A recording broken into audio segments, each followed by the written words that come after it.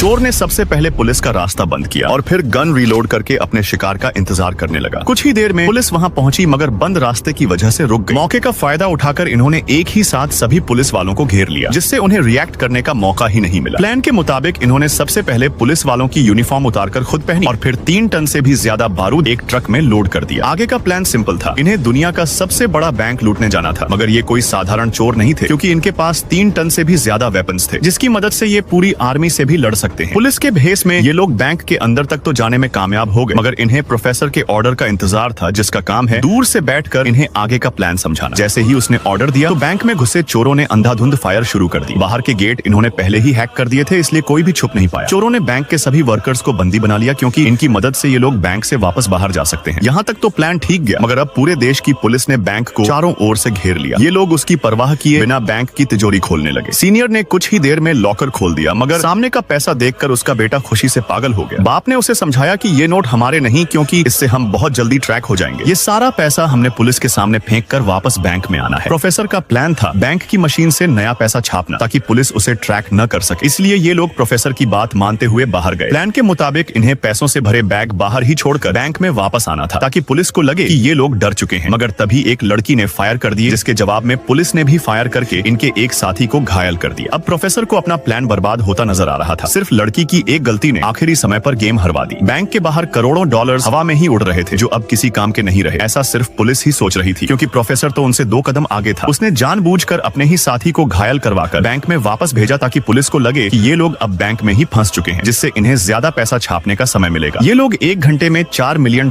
के नए नोट छाप रहे थे। पुलिस सोच भी नहीं सकती थी कि जितना पैसा इन्होंने बैंक के बाहर छोड़ा था, वो तो आटे में नमक के बराबर था। ये लोग जितनी देर लगाते, बाहर की सिक्योरिटी उतनी ही टाइट होती जा रही थी। मगर पुलिस वाले चाहकर भी अंदर नहीं जा सकते थे, क्योंकि अंदर 50 से भी ज्यादा लोगों की जान को खतरा था।